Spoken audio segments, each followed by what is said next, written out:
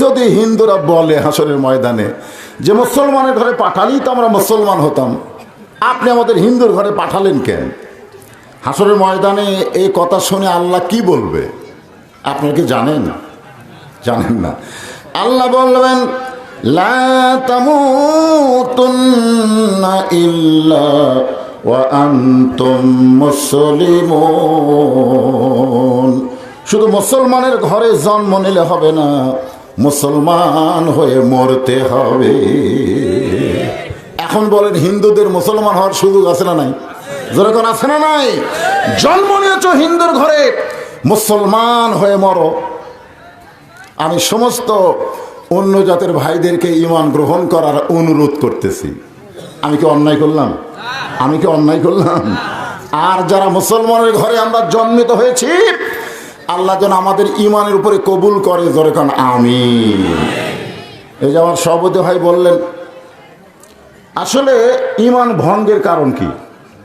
ঈমান ভঙ্গের কারণ হলো শিরক। জোরে বলেন, নাম কি? শিরক। কেউ যদি শিরক করে তার ঈমানটা নষ্ট হয়ে যায়। আর ইবাদত নষ্ট করে হলো বিদআত। ইবাদত নষ্ট করে কি? বিদআত।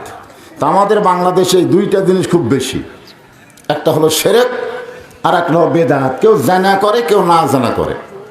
আমি আপনাদের সামনে আজকে যে বিষয়টা নিয়ে আলোচনা করব, এই বিষয়টার নাম হলো জিকির। জোরে বলেন, নাম কি? জিকির। হ্যাঁ, জিকির নিয়ে আজকের আলোচনা হবে। আসলে আমাদের বাংলাদেশে একদল মানুষ আছে যাদেরকে আমরা বলি জাকের পার্টি। জোরে কোন কি পার্টি? আপনাদের এলাকায় আছে জাকের পার্টি? জাকের পার্টি। দেখবেন আমাদের বাংলাদেশের বহু মানুষ এই জাকের পার্টি করে। তারা বছরে একদিন বা 3 দিনের জন্য তারা জিকির করতে বাড়ি থেকে রওনা দেয়। আমি দেখেছি এই জিকির করতে গিয়ে তারা শিরক করে। জোরে কোন কি করে? আমার দয়াল বাবার দরবারেতে কেউ ফিরে না খালি হাতে। একমাত্র খালি হাতে ফিরবে না মানুষ কার কাছে? আরো জোরে বলেন। ওনারা এখানে দয়াল বাবা না বলে যদি এই জায়গায় আল্লাহ বলতো, আমার দয়ার আল্লাহর দরবারেতে কেউ ফিরে না খালি হাতে।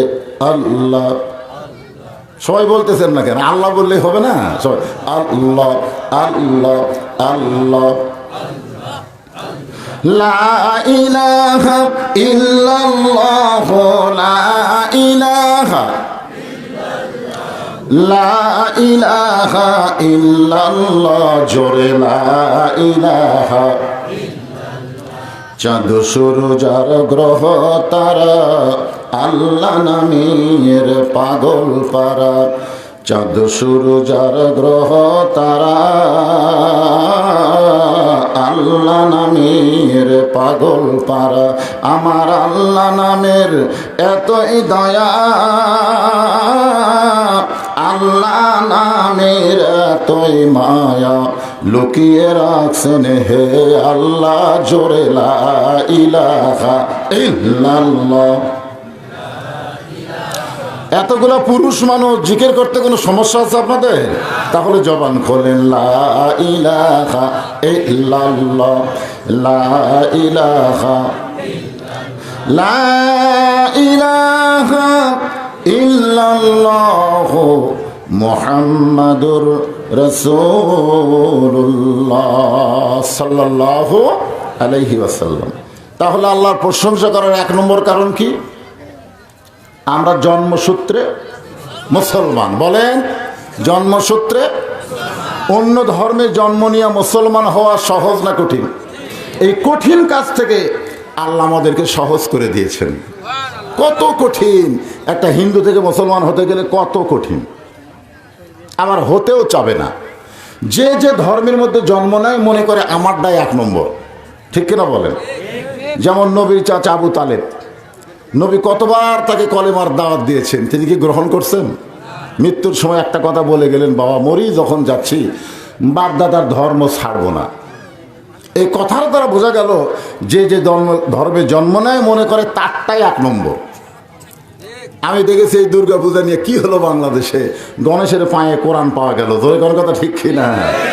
হ্যাঁ, আবার এইগুলাকেই কিন্তু ওরা কিছুদিন পর পানিতে ডুবাইতেছে। আমি দেখলাম একজন লাত্তি মারতেছে, লাত্তা লাত্তা ডুবে। এক হিন্দুরে আমি কইলাম, কে ভাই, যার এত পূজা করলি, এত সম্মান করলি, ভোগ দিলি, তার এবার লাত্তাস কেন?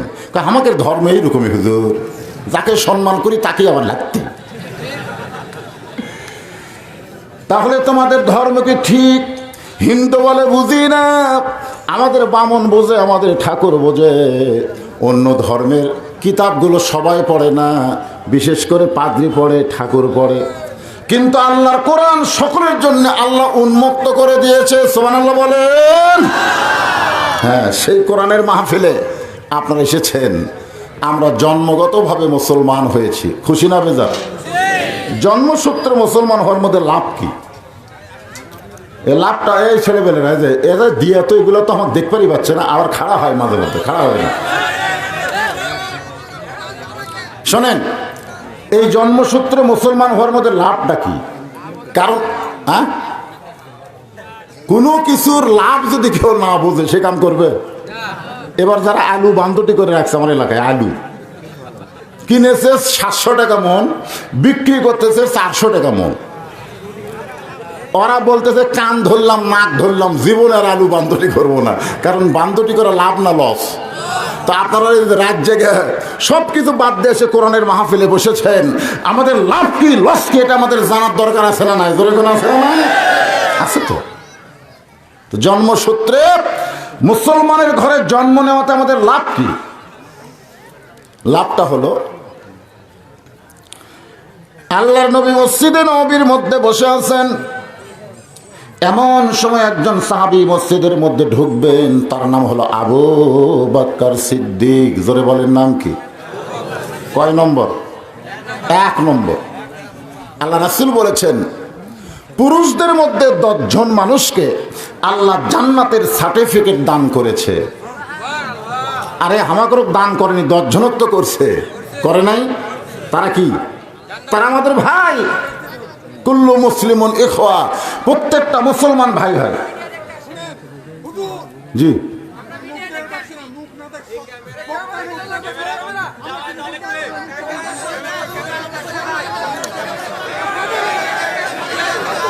ঠিক আছে, ঠিক আছে। মুরব্বী যে জায়গায় বসছে ওখান থেকে অনুবীক্ষণ যন্ত্র লাগালেও তো আমার দেখতে পাবে, কারণ উনি বসেছেন এমন পজিশনে।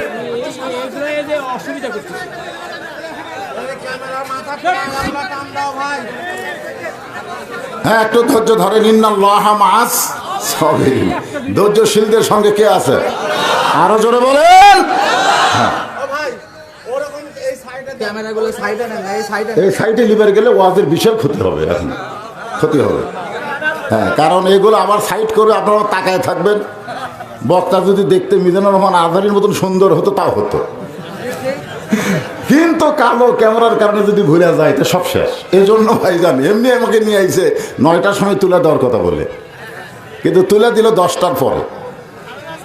তো আলহামদুলিল্লাহ 10:30, যেটাই হোক, আমি আর ঘড়ি দেখিনি, ঘড়ি আমার নাইও।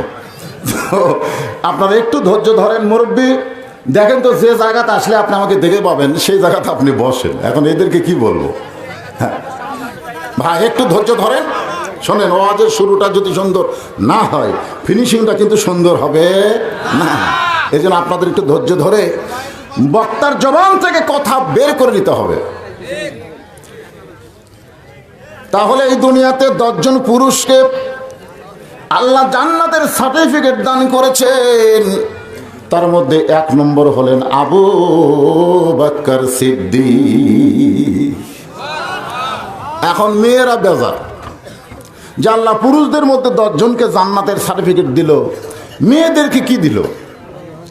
আল্লাহর নবী বললেন, সাহাবীরা শোনো, নারীদের মধ্যে আল্লাহ 10 জনকে জান্নাতের সার্টিফিকেট দান করেছে। তাহলে পুরুষের মধ্যে কয়জন? আপনার নাম জানেন, 2-1 জন জানেন, কিন্তু নারীদের মধ্যে যে 10 জন, এগুলার কি নাম জানেন? হয়তো বলবেন, হুজুর মেয়ে মানুষের নাম আমাদের জেনে লাভ কি? কি লাভ? আসলে লাভ নাই।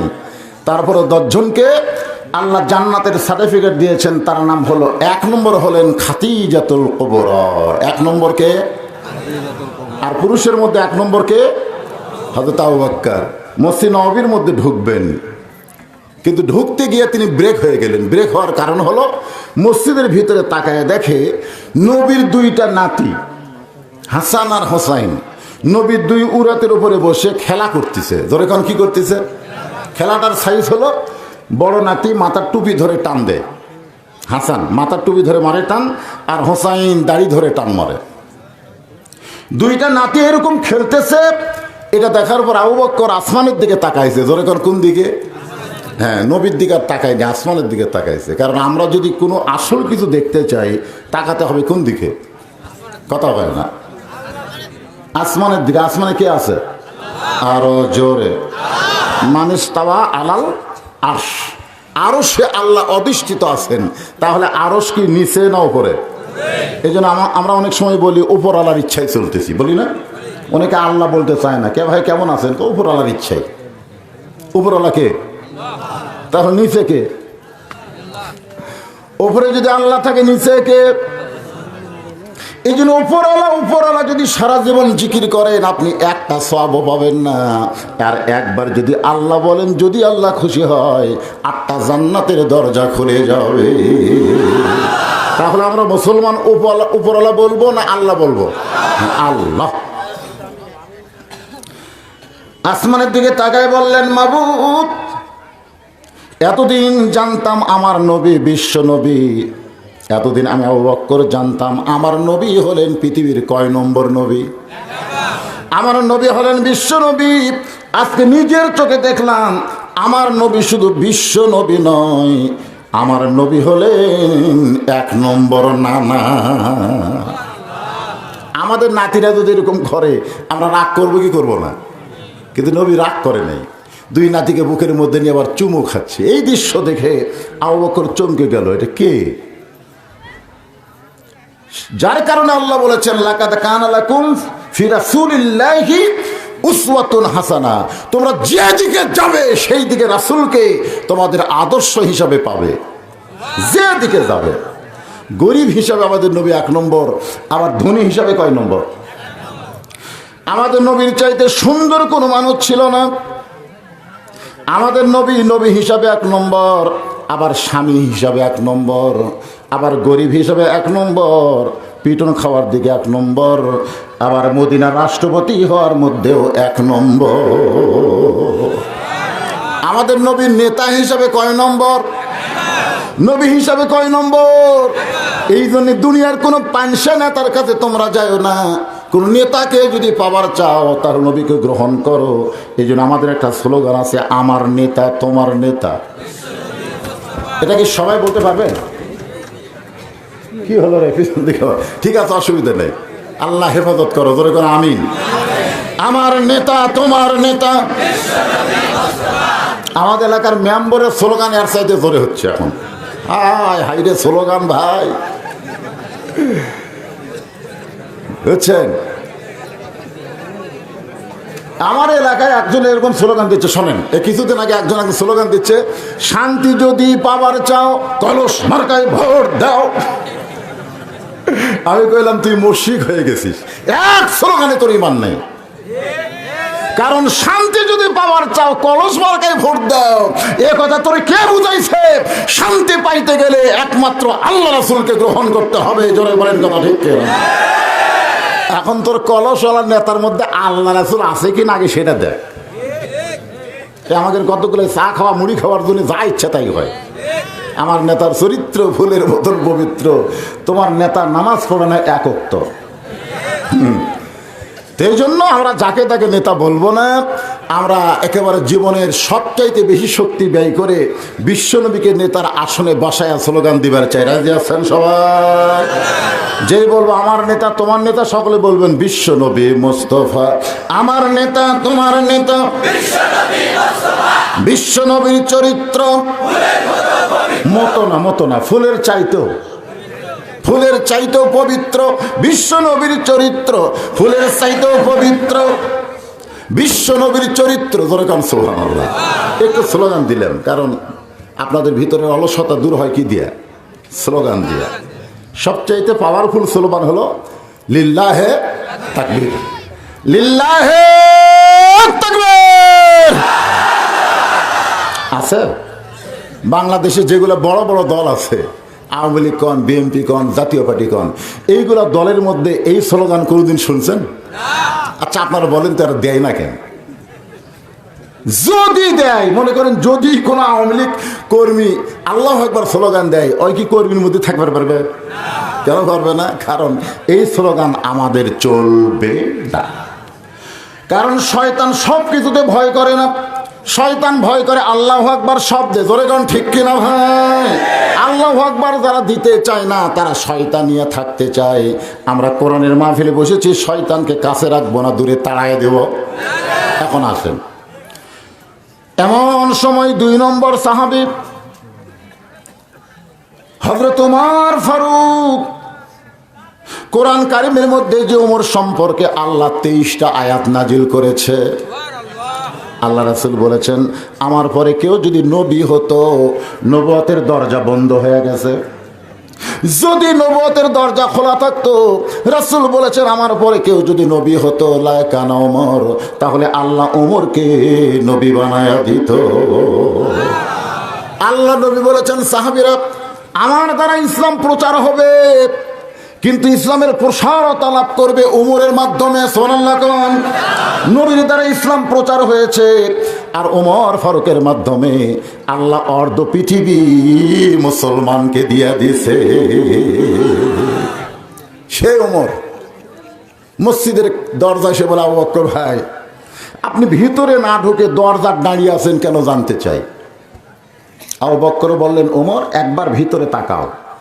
ওমর ফারুক ভিতরে তাকায় বলতেছেন সি সি। ওমর ফারুক ভিতর দিকে তাকায় বলতেছেন সি সি মানে কি? কষ্ট, নিদারুণ কষ্ট। এই 2টা সন্তান বড় বেয়াদব হয়ে গেছে, এরা সব সময় নবীকে কষ্ট দেয়। ওমর ফারুক কিন্তু নানা হিসাবে দেখে নাই, নবী হিসাবে দেখছে। জোরে কোন কি হিসাবে? আবু বকর কি দেখছে? নানা হিসাবে, যে আমাদের নবী সবসময় নবী না, মাঝে মধ্যে কি হয়? নানা হয়। আমাদের নবী সবসময় নবী না, মাঝে মধ্যে স্বামী হয়। জোরে কোন হয় কি হয় না? হ্যাঁ, আমাদের বাংলাদেশের পীর সাহেব যারা আছে, আপনার যদি কোনো মুহূর্তে আপনাদের বইয়ের মাধ্যমে, জারি মাধ্যমে ওই পীরের বইয়ের কাছে যে খবর নেন পীর সাহেব কেমন, বউ কিন্তু মুখ বেঁকা করবে। কি ব্যাপার মুখ বেঁকা কেন? জনগণ না বুঝা পীর কয়, কিন্তু আমি তো ঘরের বউ, আমি জানি এর চাইতে বড় শয়তান কেউ নেই। কিন্তু আল্লাহর নবীর সম্পর্কে যদি জিজ্ঞাসা করা হলো মা নবীর সম্পর্কে একটু বলেন, উম্মাহাতুল মুমিনিন আয়েশা বললেন তোমরা কি আল্লাহর কোরআন পড়ো নাই? বলে হ্যাঁ কোরআন পড়েছি। তাহলে কোরআন যদি পড়ে থাকো, নবীর সম্পর্কে আমার কাছে কেন জানতে আসলে? আজকে শুনে নাও, আল্লাহর কোরআন যেমন, নবী হলেন বাস্তব কোরআনের জীবন। বলেন আমাদের নবী হলেন কোরআনকে গ্রহণ করে জনগণের মাঝে প্রচার করেছে। আমরা অনেক বক্তা কোরআন পড়ি, কোরআনের তাফসীর করি, কিন্তু বাস্তবে কোরআন গ্রহণ করতে পারি না।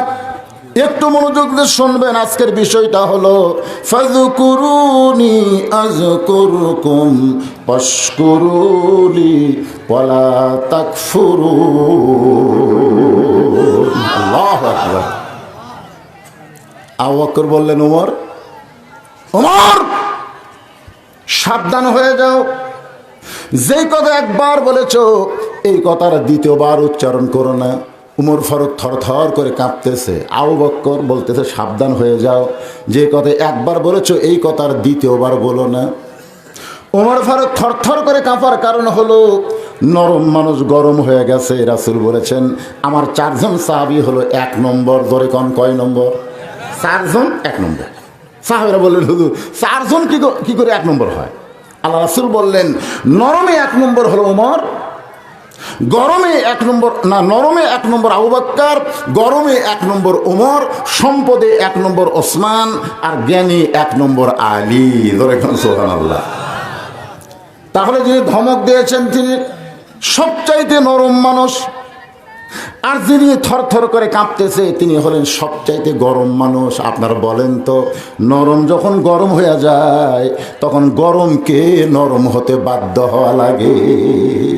আজকে বাংলাদেশের মানুষেরা এত নরম, এত নরম, একটু গরম হয় না, যার কারণে সব কিছুর দাম দিন দিন বাড়তিছে। ধরে কোন কথা ঠিক কিনা? গত বছর এই সময়ে যে গ্যাস সিলিন্ডার কিনতাম 700 টাকা দিয়ে, গতকাল কিনবার যায় দেখি 1300 টাকা হয়েছে। যে সোয়াবিন সেল ছিল 90 টাকা, এখন কিনতে গেলে 150 টাকা লাগতেছে। যে মসুরের ডাল আগে ছিল 90 টাকা, এখন দাম হয়ে গেছে 150 টাকা। বাজারে প্রত্যেকটা জিনিসের দাম দিন দিন বাড়তেছে। আমাদের বাংলাদেশের মানুষ কোনো কথা বলতেছে না, কারণ 30 টাকার পেঁয়াজ যখন 300 টাকাও লাগছিল, এরপরও জনগণ মুখ খোলে না। ধরে কোন কথা ঠিক কি না? আপনারা বলেন তো, আমাদের এই মুখ বন্ধ করে দিছে কে? কারণ মুখ যখন বন্ধ হবে, অন্যায় সে আপনার ঘাড়ের উপর চড়বে। আপনার মুখ বন্ধ, আপনি যে কিছুই বলতে পারতেছেন না, বললেই বিপদ মনে করতেছেন। বললেই বিপদ, জোরে বলেন, বললেই বিপদ।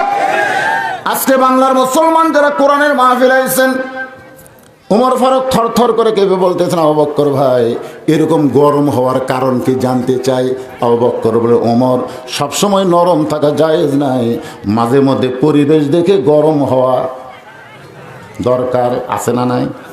আপনি এশার নামাজ পড়ে বাড়িতে ঢুকলেন, আপনি একজন মুসলমান, মসজিদ করবেন না?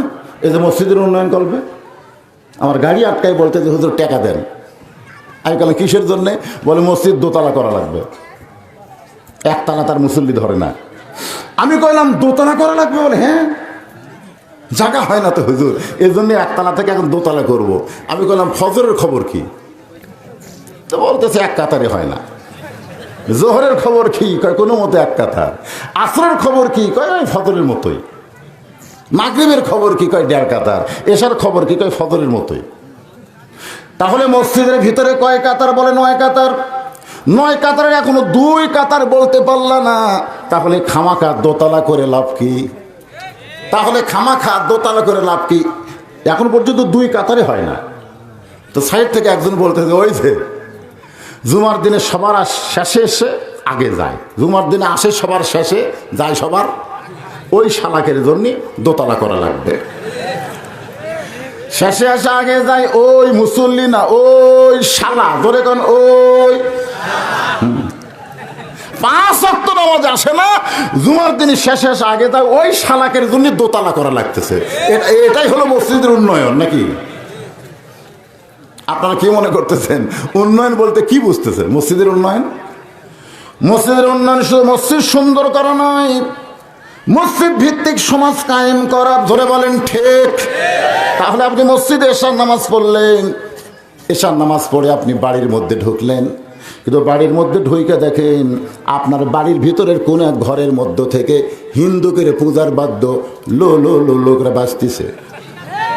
আমি মুসলমান, আমার ঘরে হিন্দুকের পূজার বাদ্য কে শোনে রে? একটু গরম হওয়ার দরকার আছে না নাই? কে শোনে রে? আপনি যাই দেখলেন আপনার বউ আর মেয়ে ভারতের স্টার জলসা দেখতেছে, আপনি চিন্তা করতেছেন গন্ডগোল করে লাভ কি? এখানে বাধা দেওয়াকে আপনি গন্ডগোল মনে করতেছেন। আজকে বাংলাদেশে হক কথা যারা বলে, অনেকেই বলে এরা গন্ডগোল করে। ধরে কোন কথা ঠিক কিনা? আপনারা বলেন, আপনি যদি ওই সময় বলেন, ওই সময় যদি আপনি বলেন যে আমার বউ আর মেয়ে ভারতের স্টার জলসা দেখতেছে, আর ওই স্টার জলসা দেখতে যায় হিন্দুদের পুজোর মধ্যে লোল করে বাঁচতেছে, দেখুক, গন্ডগোল করে লাভ কি? তাহলে কি হলো? তাহলে কি হলো? তাহলে এখন চিন্তা করেন ওই সময় আপনি কি করবেন? মাঝে মধ্যে গরম হওয়ার দরকার আছে না নাই? ফজরের আযান দিল, আসসালাতু খায়রুম মিনান নাওম, শোনার সঙ্গে সঙ্গে আপনি ল্যাপকে লাথি মারলেন। আপনি বিছনা খাতাকে হারাম ঘোষণা করে শীতের পানিতে ওযু করে আপনি মসজিদে যাচ্ছেন, কিন্তু আপনার 22 বছরের ছেলে এখন পর্যন্ত ঘরের দরজা খুলল না। আপনি বাবা হয়ে চিন্তা করতেছেন এই মুহূর্তে আমার একটু গরম হওয়া দরকার আছে না নাই? ধরে ধরে আছে না নাই? আল্লাহ কোরআনে বলেছেন, কু আনফুসাকুম ওয়া আহলিকুম নার, জাহান্নামের আগুন থেকে যদি বাঁচতে চাও তাহলে একলা বাঁচলে হবে না, তোমার আহাল পরিবার নিয়ে বাঁচা লাগবে। হুকুম কা? তাহলে 22 বছরের ছেলেটা তো আপনার আহাল। ওই সময় আপনি একটু গরম হইয়া দরজায় গিয়ে বলতে হবে, এ শয়তান, মুয়াজ্জিন ফজর আজান দিয়েছে, আমি বুড়া মানুষ, চেতন পাই, তুই চেতন পাস না কেন?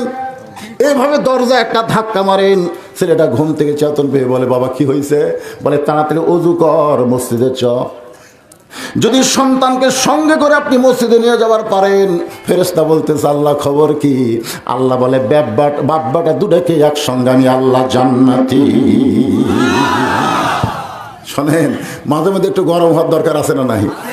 হায় হায় রে, 12টা বছর হলে বর্তমান সরকার ক্ষমতার চেয়ারে আছে, এমন ভাবে মুখ বন্ধ করছেন আপনারা। চাষটালে যায় আগে চারিদিকে তাকায়, কথা কওয়ার পরিবেশ আছে কিনা, চারিদিকে তাকায় দেখে, তারপরে বলে না বলাই ভালো, না বলাই ভালো। এই না বলাই ভালো হওয়ার কারণে পেঁয়াজের দাম 300 গেছিল। তোর এখন কথা ঠিক না, কেবল তো বাড়া শুরু হচ্ছে। না হুজুর কিছু কমো না, দরকার হলে 1 কেজির জায়গাতে 1 পোয়া খামো, তাও গন্ডগোল করবো না। কিসের গন্ডগোল? আবু বকর রাদিয়াল্লাহু তাআলা আনহু বললেন, ওমর তুমি যে 2টা সন্তানকে বেয়াদব বললে, তুমি যে 2টা সন্তানকে বললে এরা 2 জন বেয়াদব হয়ে গেছে, এখন তোমার কাছে আমার প্রশ্ন হলো, এই 2 সন্তানকে তুমি চিনো? সুবহানাল্লাহ বলেন। যদি বলতো এ হাসান হোসেনকে তুমি জানো, তাহলে উমরের পক্ষে উত্তর দেওয়া সহজ হয়ে যেত। কিন্তু যখন বলেছেন চিনো, যখন বলতো এই 2 সন্তানকে তুমি জানো, তো উমর বলতো এরা আলী ফাতেমার সন্তান। কিন্তু যখন বলেছে চিনো, সঙ্গে সঙ্গে উমর ফারুক থরথর করে কম্পন শুরু হয়ে গেল। আল্লাহ নবী বলেছেন, আমার হাসান হোসেনকে তোমরা চিনো না, সাইদুস শাবাবে আহলিল জান্নাহ, জান্নাতি যুবকদের সর্দার হবে 2 জন। ধরে বলেন কয়জন? একজনের নাম হলো হাসান, একজনের নাম হলো হোসাইন। ওমর ফারুক বললেন, এদের 2 জনকে আমি চিনবো না কেন? এরা হলো আলী আর ফাতেমার সন্তান। আবু বকর, ওমর, এখন তোমার কাছে আমার প্রশ্ন হলো, তুমি কত বছর বয়সে ঈমান গ্রহণ করেছ? ওমর ফারুক বললেন, আমি যখন ঈমান গ্রহণ করেছি তখন আমার বয়স হলো 27 বছর। ধরে কোন কয় বছর? আবু বকর বলে, আমি যখন ঈমান গ্রহণ করেছি তখন আমার বয়স হলো 35 বছর। এখন বলো তোমর ঈমান গ্রহণ করার আগে তুমি কি ছিলে? ওমর ফারুক বলে, 27 বছর আমি কাফের ছিলাম। আবু বকর বলে, আমিও 35 বছর কাফের ছিলাম। তাহলে তোমার হায়াতের জীবনের 27 বছর তুমি কুফরি করেছ, আমার জীবনের 35 বছর আমি কুফরি করেছি। এখন বলো তো, যে 2টা সন্তানকে তুমি বেয়াদব বললে, এরা কত বছর কুফরি করেছে? উমর কান্দের বলে, আবু বকর ভাই, এই 2টা সন্তান জন্মসূত্রে মুসলমান হয়ে জন্মেছে। তা আমরা কি হয়ে জন্মেছি? কথা কয় না, কি হয়ে জন্মেছি? তাহলে প্রশংসা হবে কার? এই জন্য জবান খুলে বলেন আলহামদুলিল্লাহ। আল্লাহর প্রশংসা করার 2 নম্বর কারণ হলো আমরা বিশ্ব নবীর উম্মত। এই যুবকেরা, আমাদের নবী বিশ্ব নবী, আমরা তার উম্মত। লাভ না লস? লস? লাভ। হ্যাঁ, কি লাভ? ওই যে একটা গান শুনছিলেন আপনারা, আছেন আমার মুক্তার, আছেন আমার ব্যারিস্টার, সেই বিচারের হাইকোর্টেতে তিনি আমায় করবেন পার, আমি পাপী তিনি জামিনদার। এই গানটা শুনছিলেন? শুনছেন আপনারা? গানের মধ্যে কি বলছে? মনের ঘরে তালা দিয়া, মনের ঘরে তালা দিয়া চাবি নিয়া আসেন সাই, আমি অধম সাধ্য কি তার, হুকুম ছাড়া বাইরে যাই, হুকুম ছাড়া বাইরে যাই। মনরে আমার 2 কান্দে 2 মোহরি, লিখিতেছেন ডায়েরি, দলিল দেখে রায় দিবে, টাকা পয়সার নাই কারবার। সবাই বলেন, আছেন আমার মুক্তার, আছেন আমার মুক্তার, আছেন আমার ব্যারিস্টার। তিনি কে? তিনি হলেন মুহাম্মদ রাসূলুল্লাহ। হাসরের ময়দানে আমরা যখন আসামি হয়ে যাব, আল্লাহ যখন হাকিম হয়ে যাবে, আমাদের নবী তখন আমাদের জামিন নেওয়ার জন্যে ওকালতি করে আল্লাহর কাছ থেকে সুপারিশ করে আমাদের জান্নাতে পৌঁছায়া দিবে। এমন নবী কেউ পায় নাই, আমরা পেয়েছি। আমার কথা কি বলতো না এরা? এমন নবী কোনো নবীর উম্মত হতে পারে না, আমরা হতে পেরেছি, খুশি হবে যা। এই জন্য জবান খুলে আর একবার বলবো আলহামদুলিল্লাহ। এখন আসেন, আপনারা যে কোরআন থেকে আলোচনা শুনবেন, এই দেখেন, যতই গণেশের পায়ে কোরআন রাখুক, কোরআনের এক তিল পরিমাণ ক্ষতি হবে না, কারণ কোরআন হেফাজতের দায়িত্ব স্বয়ং কে নিয়েছে? ইন্না নাহনু নাযালনা যিকরা ওয়া ইন্না লাহু লাহাফিজুন। কি জায়গাতে আসলাম রে? শ্রীমতী পাড়া তো আরেকবার আইছিলাম আমি, খুব রাত্রেবেলা। আজকে আপনারা কি আমার কথা বুঝতেছেন না? হ্যাঁ ওকে কিছু বলবেন না। না 12 বছর থেকে আপনাদের অভিজ্ঞতা হয়ে গেল, মুখ না খোলাই ভালো। যখনই কোরআনের আয়াতকে আমি তেলাওয়াত করব, ওয়াইযা তুলিয়াত আলাইহিম আয়াতুহু জাদাতুহুম ঈমানান, আল্লাহ আমার ঈমান বাড়ায় দিবে।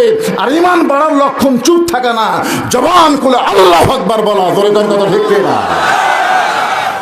যখনই কোরআনের আয়াত তেলাওয়াত করব, আয়াত শেষ হলে কি বলবেন? হ্যাঁ, যারা বলবেন না, মনে করেন কেউ বললেন না, আল্লাহ রাসূল বলেছেন 3টা তসবিহ। জোরে কোন কয়টা? 3টা তসবিহ প্রকাশ করার ব্যাপারে কেউ যদি অলসতা করে, তাহলে সে যতই মুসলমানের দাবি করুক, মরার সময় মুসলমান হয়ে মরতে পারবে না। অনায়াসে যাদের জবান থেকে এই 3টা তসবিহ উচ্চারণ হয়, আমি রাসূল বলতেছি, তারা যতই পাপী হোক না কেন, মরার সময় তারা মুসলমান হয়ে মারা যাবে। একটা হলো সুবহানাল্লাহ, আর এক তাসবিহ হলো আলহামদুলিল্লাহ, আর একটা তাসবিহ হলো আল্লাহু আকবার। আমরা সুবহানাল্লাহ কখন বলবো, আলহামদুলিল্লাহ কখন বলবো, আল্লাহু আকবার কখন বলবো, এগুলো আমাদের একটু জানার দরকার আছে না? হ্যাঁ হ্যাঁ। ফাযকুরুনি আযকুরুকুম ওয়াশকুরুলি ওয়ালা তাকফুরুন। আল্লাহ বলেছেন, যে আমার জিকির করে, যে আমার জাকির হয়, আমিও আল্লাহ তার জিকির করি। এখানে জিকির মানে কি? জোরে কন। হ্যাঁ, জিকির মানে ফাযকুরুনি আযকুরুকুম ওয়াশকুরুলি ওয়ালা তাকফুরুন। প্রথম আয়াতাংশের অর্থ হলো যে আমাকে জিকির করে, আমি আল্লাহ তার জিকির করি। এখানে জিকির মানে অনেকেই বলতে পারতেছেন না, আমি যে আয়াতটা তেলাওয়াত করলাম, ইন্না নাহনু নাযালনা যিকরা, আমি আল্লাহ এই কোরআনকে জিকির হিসাবে নাজিল করেছি, তাহলে জিকির মানে শুধু আল্লাহ আল্লাহ না, জিকির মানে আল্লাহর কোরআন। জোরে বলেন ঠিক কি না? এখন আপনাদের কাছে আমার প্রশ্ন হলো, আমরা কি সারা জীবন কোরআন শুনে যাব, না কোরআনকে গ্রহণ করব? আজকে আমাদের বাংলাদেশে কোরআন গ্রহণ করার কোনো পরিবেশ আছে? নাই? আছে? আপনি কোরআন গ্রহণ করতে চান, আপনাকে হয় মৌলবাদী, না হয় জঙ্গি, না হয় যে কোনো একটা উপাধি দিবে। ঠিক না বলেন? আজকে আমরা কোরআন এককভাবে কেউ গ্রহণ করতে পারবো না। এটা গ্রহণ করতে গেলে আমাদের একটা দল করা লাগবে। ধরে এখন কি করা লাগবে? হ্যাঁ, হিজবুল্লাহ আর একটা হিজবুল শয়তান। একটা হলো আল্লাহর দল, আর একটা হলো শয়তানের দল। এখন আসেন, মনোযোগ দিয়ে শুনবেন। কোরআনের প্রথম জিকিরটা হলো ইকরা। ইকরা মানে পড়ুন, ইকরা মানে পড়ো।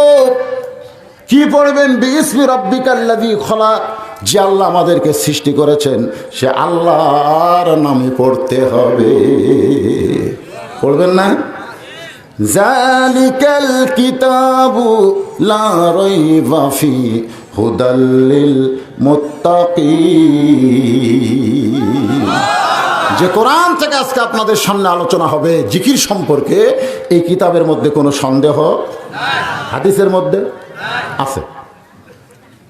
আহলে হাদিস ভাইদের বলবেন, হাদিসের মধ্যে কে আছে? হাদিস না, অথচ হাদিস অনুযায়ী চালাচ্ছে, এরকম আছে না নাই? যেরকম আছে না নাই? আব্দুর রাজ্জাক বিন ইউসুফ তো বলেছে যে হাজার হাজার হাদিস যেগুলো বাংলাদেশে চলতেছে, এগুলো একটাও নবীর হাদিস না, এগুলো হচ্ছে বানানো হাদিস। তার মানে বোঝা গেল হাদিসের মধ্যে কিছু মৌজু আছে। যেরকম আছে না নাই? যেরকম আছে না নাই? কোরআনের মধ্যে কি একটা আয়াত মৌজু আছে? কোনো মৌলানা কি কোনোদিন বলেছে যে অমুক বক্তা কোরআনের আয়াত মওযু, যেটা কোরআনে নাই সেটা তেলাওয়াত করেছে? একটা বক্তা বুড়া বয়সে করছিল, ধরা খাচ্ছে। জোরে কোন কথা ঠিক কিনা? সৈয়দ নূর ইসলাম করছিল না? এটা আবার ধরা খাচ্ছে কি জন্য? এই ইউটিউব, এই ইউটিউবের কারণে এরা আবার তুলিছে, সাথে সাথে তো ইয়ে হয়ে গেছে। কিন্তু ইউটিউব পরে ওদের বাবার কাছে দেখে না, ওটা কোরআনও না হাদিস না, আরবি একটা শের কইছে কোরআনের মতন শুরু করে জনগণ না বুঝার লাভ না, বুঝবার পারে না। তো তারা সামনে বসে, এরা কি বোঝে? এদের একসঙ্গে তিনটে উঠলো। এরা ওঠার কারণ হচ্ছে এরা হলো সিজার করা। জোরে কোন কি করা? সিজার করা সন্তানেরা বেশিক্ষণ কোরআনের মাহফিলে থাকতে পারবে না। আসুন আল্লাহর বান্দা একটু মনোযোগ দেন। আলোচনা এই যে কোরআন দেখতে শোনেন, আমরা যে আল্লাহর প্রশংসা করবো, 1 নম্বর আমরা কি হয়েছি? জন্মসূত্রে মুসলমান। 2 নম্বর বিশ্বনবীর উম্মত হয়েছি। 3 নম্বর হলো যে কোরআনের ওয়াজ শুনতে আইছি, এ কোরআনের ভিতরে কোনো সন্দেহ সেই কোরআন থেকে। ফাযকুরুনি আযকুরুকুম ওয়াশকুরুলি ওয়ালা তাকফুরুন। আল্লাহর একজন মস্ত বড় নবী ছিলেন, নাম হলো নূহ নবী। ধরে বলেন কি নবী? আমি কিন্তু মস্ত বড় কইছি, বিশ্ব কইনি, কারণ বিশ্ব এটা শুধু আমাদের নবীর জন্য। অন্য কোন নবীর সামনে বিশ্ব শব্দটা উল্লেখ করা যাবে না। এলাকার মানুষদেরকে কলেমার দাওয়াত দিলেন, কিন্তু তারা কলেমা গ্রহণ করলো না।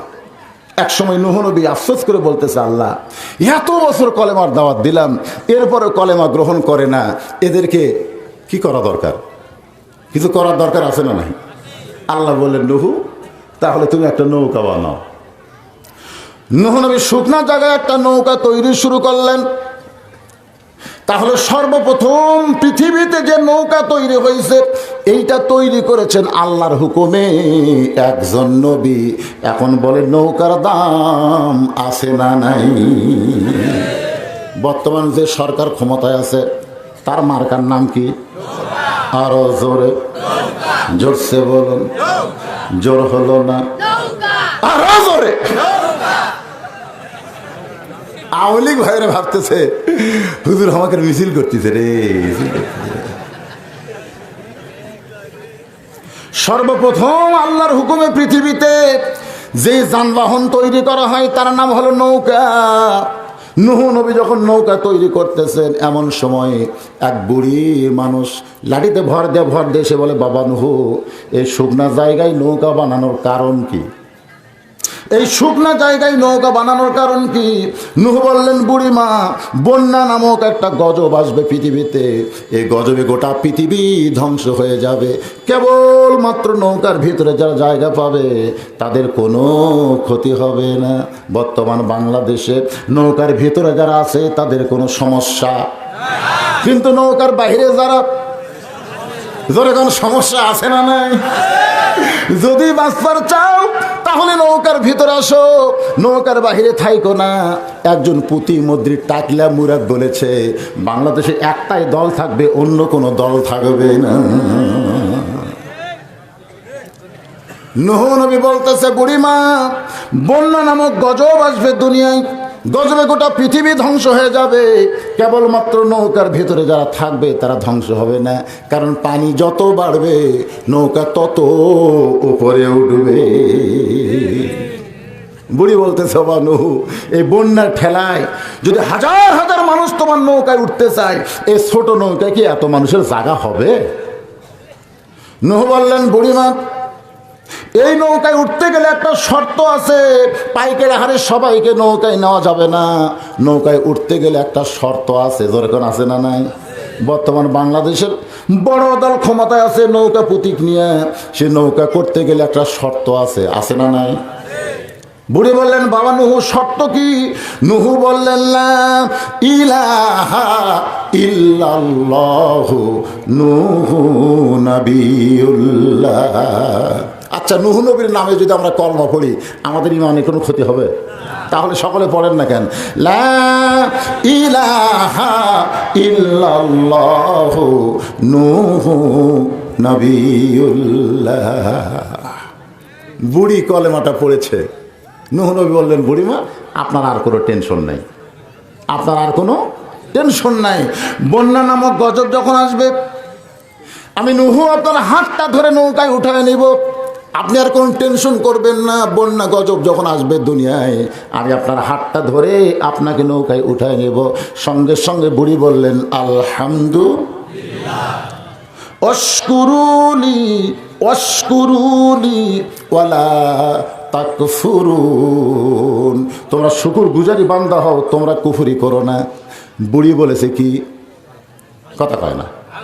আসলে বুড়ির বলার দরকার ছিল কি? আজকে অনেক সামসারা নেতার প্রশংসা করে, নেত্রীর প্রশংসা করে, করে কি করে না? আমার নেতা এ করেছে, ও করেছে, সে করেছে। কিন্তু আপনারা কি জানেন, প্রশংসা কেবলমাত্র একজনই করতে হবে, তার নাম হলো আল্লাহ।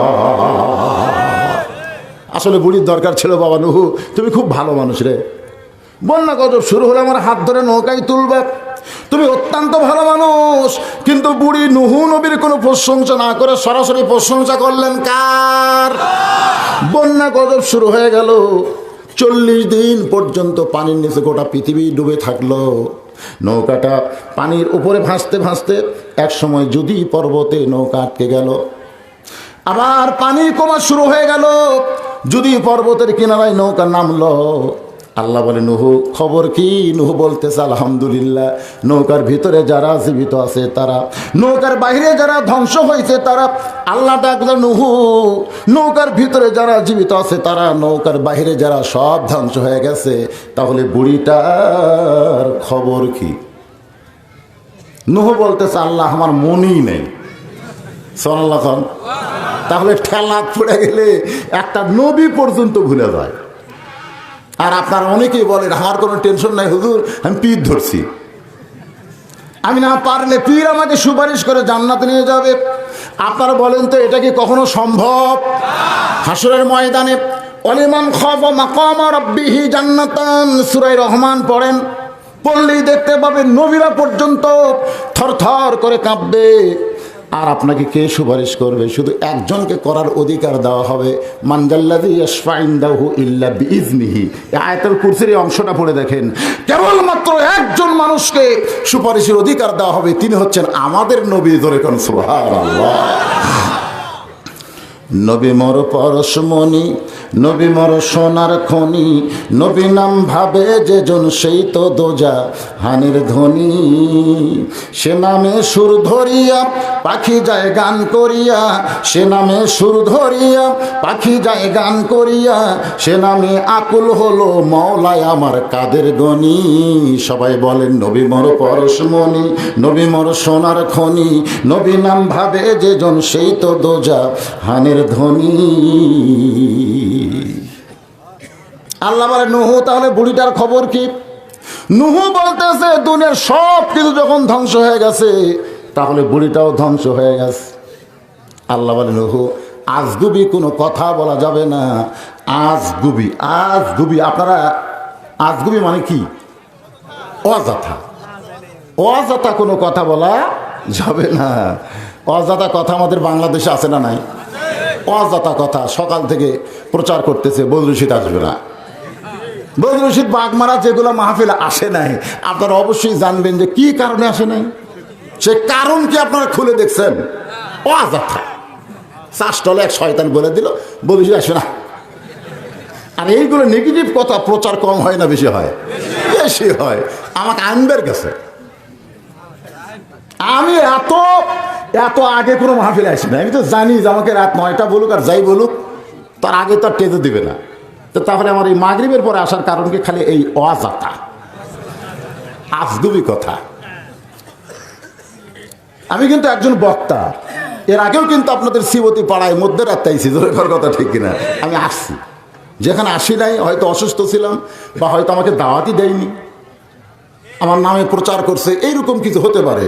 কিন্তু এতে করে অযথা কোনো কথা বলা যাবে না। তো আল্লাহ বলে, নূহ আজগুবি কোনো কথা বলা যাবে না। কথা বলতে গেলে তদন্ত করে কথা বলতে হবে। ধরে কোন কি করে? আমাদের বাংলাদেশে মূর্তির পায়ে কোরআন কারা রাখছে? আজগুবি কথা বলা যাবে না। এগুলা তদন্ত করে বের করার দরকার আছে না নাই? ধরে কোন আছে না? এখন আবার সিসি ক্যামেরা, তোমার দুই কান্দে দুই মোহরি, লিখিতেছেন ডায়েরি, দলিল দেখে রায় দিবে, টাকা পয়সার নাই কারবার। কেউ না দেখলেও আল্লাহ দেখতেছে, এটা হলো মুসলমানের সব চাইতে বড় জিকির। সুবহানাল্লাহ না কেন? একটু মনোযোগ দিয়ে শুনবেন, তদন্ত করে দেখো বুড়িটার খবর কি। নূহ নবী এবার আল্লাহর হুকুমে তদন্ত করতে গিয়ে দেখে বুড়িটা দূরের কথা, এত বড় বন্যা গজব হয়ে গেল, বুড়িটার ঝুবড়ি বাড়ি পর্যন্ত কিছুই হয় নাই। সরলা ধরে ঘর কিরে, পাহাড় পর্যন্ত ডুবে গেল, 40 দিন পানির তলে থাকলো, আর বুড়িটার ঝুবড়ি বাড়ি কিছুই হলো না। নূহ নবী চমকে গিয়ে বলতেছেন, বুড়িমা। সঙ্গে সঙ্গে বুড়ি টোপলা নিয়ে হাজির। কি নিয়ে হাজির? ডাক দিয়াছেন, দয়াল আমারে, রইব না আর বেশি দিন তোদের মাজারে। চলতে পথে 2 দিন থামিলাম, যাবার কালে একজন আরো দেখা না পাইলাম।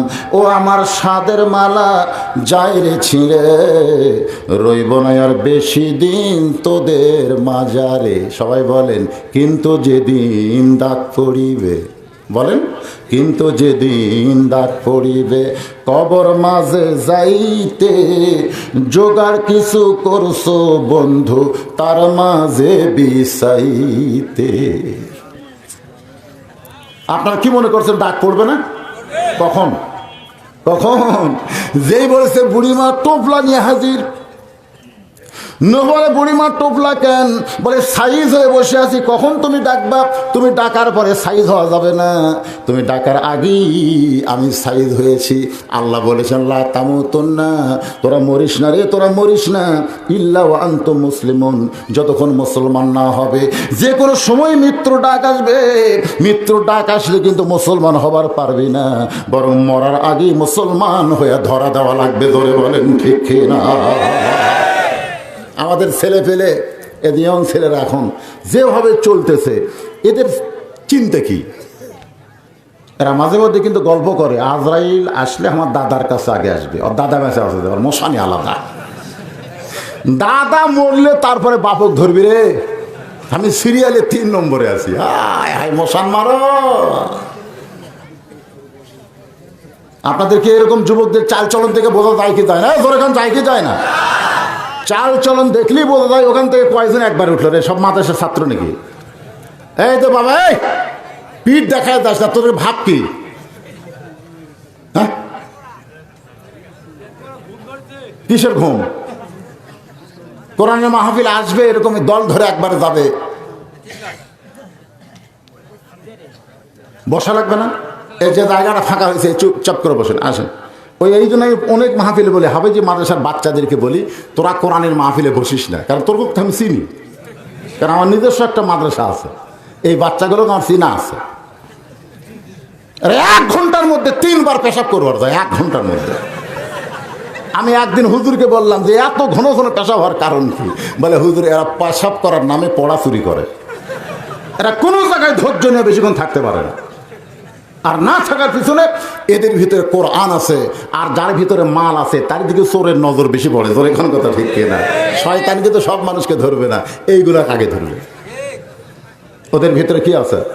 কোরআন আছে, মাল আছে। এটা বের করে দেওয়ার জন্য, ভুলে দেওয়ার জন্য হাফিজি মাদ্রাসার বাচ্চাদের দ্বারা সবচেয়ে বেশি শয়তানি করে নেওয়ার, শয়তানের একটা পায়ে তারা চলে। তোর এখন কথা ঠিক কিনা? একবারে 4 জন উঠে জমানি কি, আর ওই জোট করে যাচ্ছে আসার সময়।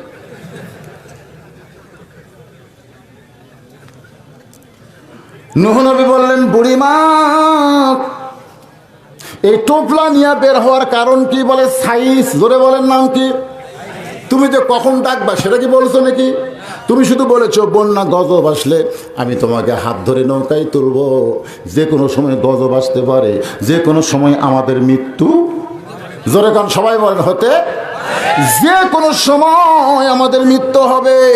গভীর রাত্রে খাদিজাতুল কুবরা নবীর এই ডান হাতখানা বুকের মধ্যে নিয়ে ফোঁপায় ফোঁপায় কাঁদতেছে। রাসূল বলে, খাদিজা, দুনিয়ার সবাই ঘুম পাড়ে, আপনি কাঁদেন কেন? খাদিজা বলে, রাসূলুল্লাহ, আপনি যেদিন বলেছেন মানুষ মরে যাওয়ার পরে অন্ধকার কবরে ওই মানুষকে 50,000 বছর থাকতে হবে, ওগো নবী, সেই অন্ধকার কবরে আমি কি নিয়ে যাব? আল্লাহুম্মা বিসমিকা আমুতু ওয়া আহইয়া, এটা বলার সঙ্গে সঙ্গে অন্ধকার কবর যেন আমি দেখতে পাই। আমি না ঘুমায় কাঁদতেছি, আমার বাঁচার কি উপায়? আল্লাহ নবী বললেন, খাদিজা, ওই আল্লাহর শপথ করে বলতেছি, ঈমান গ্রহণ করার পরে আপনি যেইভাবে আল্লাহর হুকুম আমল করতেছেন, ঈমান গ্রহণ করার পরে আপনি যেইভাবে আল্লাহর হুকুম মোতাবেক চলতেছেন, আমার বিশ্বাস আল্লাহ আপনার কবরকে অন্ধকার রাখবে না, আপনার কবরকে জান্নাত বানায়া দিবে। সুবহানাল্লাহ বলেন না কেন? যেই মহিলাটা জান্নাতের 1 নম্বর ডিগ্রি পাইছে, তার নাম কি? কথা কয় না, খাদিজাতুল কুবরা। সেই মানুষটা কবরের জন্য কান্দে, অথচ আমাদের ভিতরে কোনো টেনশন নাই, কোনো চিন্তা নাই, যে কোনো সময় আমাদের ডাক পড়বে। নূরই বললেন, বুড়িমা, টোপলা নিয়ে বার হয়েছেন কেন? বলে, বাজান, বন্যা গজব কখন আসবে, যে গজবে তুমি আমাকে হাত ধরে নৌকায় তুলবে। নূহ বলে, বুড়িমা, বন্যা গজব শেষ। শোনা লাগান, বন্যা গজব শেষ হয়ে গেছে, গোটা পৃথিবী ধ্বংস হয়ে গেছে, কিন্তু আপনার ঝুবড়ি বাড়ি কিছুই হয় নাই, আপনারও কিছুই হয় নাই। আমার প্রশ্ন হলো, আপনি গোপনে এমন কি আমল করেন যে আমল করার কারণে এত বড় গজব থেকে আল্লাহ আপনাকে বাঁচালো? আপনি গোপনে কি আমল করেন? দরকার কি? গোপন গোপন গোপন। বুড়ি বললেন, নুহু, আমার গোপনে কোনো আমল নাই, আমার একটাই আমল, কলেমা গ্রহণ করার পরে দুনিয়ার কেউ কারো দিকে তাকায় না, দুনিয়ার সবাই সবাইকে ভুলতে পারে, কিন্তু আমার আল্লাহ কোনোদিন আমাকে ভুলবে না। সবচাইতে বড় জিকির হলো, দুনিয়ার সবাই আমাদেরকে ভুলতে পারে, কিন্তু একজন আমাদের ভুলবে না, তিনি কে? আরো জোরে, জোরসে বলুন। জোর হলো না? চড়কের উপরে তুলে দিয়েছে, আজও রশি ধরে টানতেছে, ইব্রাহিম নবীর চোখ দিয়ে দর দর করে পানি পড়তেছে। আল্লাহ বলে, জিব্রাইল, আমার ইব্রাহিমকে পরীক্ষা করো। জিব্রাইল বলে, আল্লাহ, নিচে আগুনের চূড়া দাও দাও করে জ্বলতেছে, বাবা হয়ে রশি টানতেছে, আর ছেলে চড়কে বসে নবী কাঁদতেছে, এই মুহূর্তে কি পরীক্ষা? আল্লাহ বলতেছে, এই কষ্টের মুহূর্তেই আমি আল্লাহ পরীক্ষা নিতে ভালোবাসি। বাংলাদেশে যারা কোরআনের দল করো, যারা আল্লাহর দল করো, নানা ধরনের পরীক্ষা আল্লাহ তাদের দিয়ে পরীক্ষা করতেছে, বলে কোন কথা ঠিক কিনা? আরামে ঘুম পাড়েন তো, কোনো টেনশন নাই, আরামের ঘুম। মুসলমান, এত ঘুম চোখে আসে কোত্থেকে? এত ঘুম? একটু মনোযোগ দিয়ে শোনেন। ফেরেশতা জিবরাইল ইব্রাহিম নবীকে সালাম দেয়, আসসালামু আলাইকুম ইয়া ইব্রাহিম। সুবহানাল্লাহ বলেন।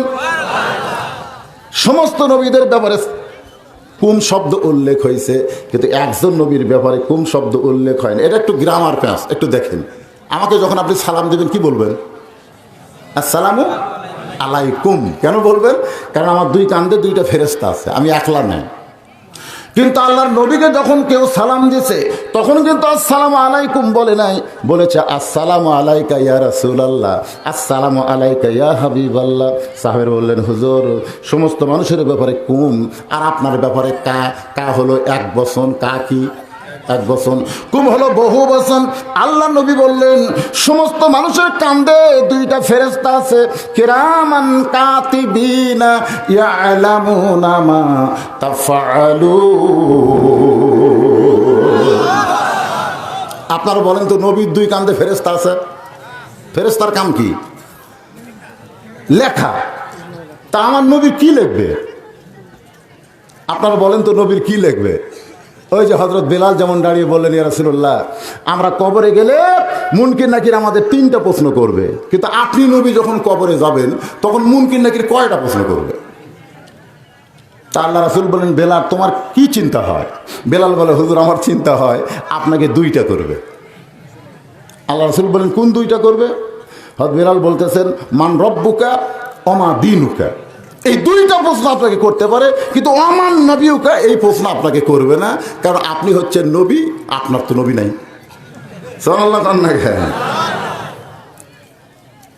এখন আপনাদের বোঝানোর জন্য বলতেছি, নবী যখন দুনিয়া থেকে বিদায় নিয়েছেন, মদিনার রওজা মুবারকের মধ্যে আছেন, মুনকির নাকির কি নবীর কাছে আইছে নাকি এরকম প্রশ্ন করার জন্য আপনাদের কি মনে হয়? এই নবীর উম্মতের আপনাদের কি মনে হয়? আচ্ছা, মুনকির নাকির যেমন রব্বুকা, আপনারাই তখন কবরে যাবেন, আপনারা মুনকির নাকির আসবে, কিন্তু আপনাদের কোনো উত্তর দেওয়া লাগবে না, আপনাদের পক্ষ থেকে উত্তর দেওয়া হবে। ধরেন সুবহানাল্লাহ। আপনি যেই কবরে যাবেন, মুনকির নাকির এসে বলবে মান রব্বুকা, সঙ্গে সঙ্গে নামাজ দাঁড়িয়ে যাবে, আপনার পক্ষে নামাজ দাঁড়িয়ে বলবে মুনকির নাকির কাকে রব সম্পর্কে প্রশ্ন করতেছিস?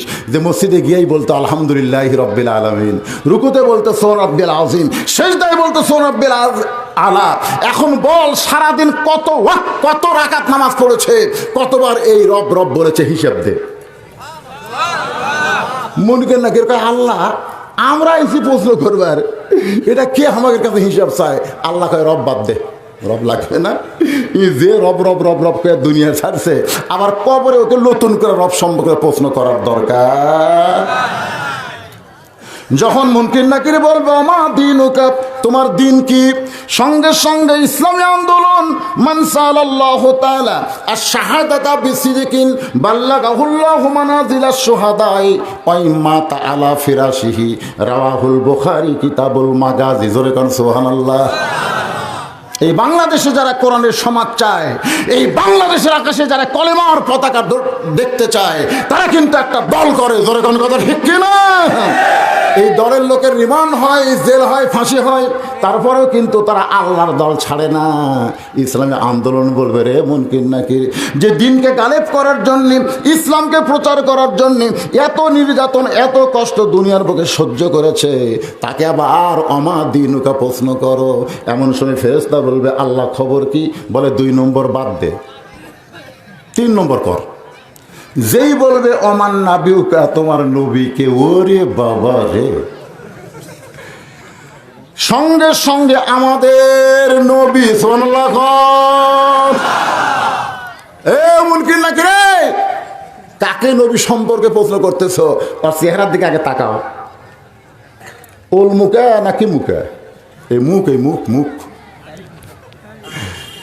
এই মুহূর্তে দাড়ি মুখ সেভ করে স্বামী বাড়িতে আইছে, বউ বলতেছে চলো তোমাকে একটা নতুন জিনিস দেখায়। স্বামী কয় কি দেখাবো? বলে আসো, ঘরের মধ্যে আসো। ড্রেসিং টেবিলের সামনে গিয়ে বলতেছে দেখো তো তোমার মুখ আর আমার মুখ, এই 2 মুখ কেমন লাগে? 2 মুখ। স্বামী বলতেছে একই তো দেখা যায়। বউ বলতেছে দেখো আমার এখানে দাড়ি হলে, এদিক দিয়ে মোষ হলে কি সুন্দর হতো। স্বামী রাগ করে এই মেয়ে, এই মেয়ে মানুষের কোনোদিন দাড়ি মোষ হয়? তখন বউ কয় এই মরদ, তুমি কেমন পুরুষ, মেয়ে মানুষের মতন মুখের সাইজ কেন? হ্যাঁ, মেয়ে মানুষের মতন। আপনারা মনে করতেছেন আপনারা মরবেন না, সকালে দাড়ি কামাচ্ছেন, বিকেলই মরিছেন, এখন বুদ্ধি। ওল মুখেরা হাসতেছেন কেন? আমার ওয়াজ শুনে বলে হুজুর আপনার ওয়াজ শুনে যে কায়দায় মার দিচ্ছেন, আমি আর জীবনে দাড়ি কামার বাড়ি নেই হুজুর। আমি বলে এটাই তো আমার আমল রে পাগল, তোরা দাড়ি রাখবি আর সব পাবো আমি। জোরে ফাযকুরুনি আযকুরকুম ওয়াশকুরুলি ওয়ালা তাকফুরুন। ওগো আল্লাহর নবী ইব্রাহিম চড়কে বসে কাঁদতেছেন, একটা বারের জন্য যদি বলেন আপনার কি লাগবে?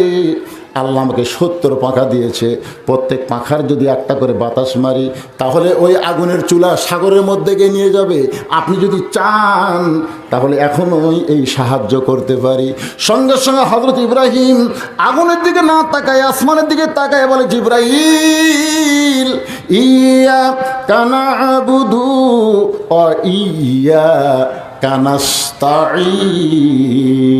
হাসবি আল্লাহ পড়েন, হাসবি আল্লাহ নিমাল ওয়াকিল ওয়া নিমাল মাওলা ওয়া নিমান নাসির। আল্লাহু আকবার। আমার মা বোনেরা সেই সন্ধ্যা থেকে বসে আছে। আমি তো জিকির নামাজ করবই, কিন্তু মা বোনের চিন্তা করতেছে একটা বক্তাও তো আমাকে ওয়াজ করে না রে।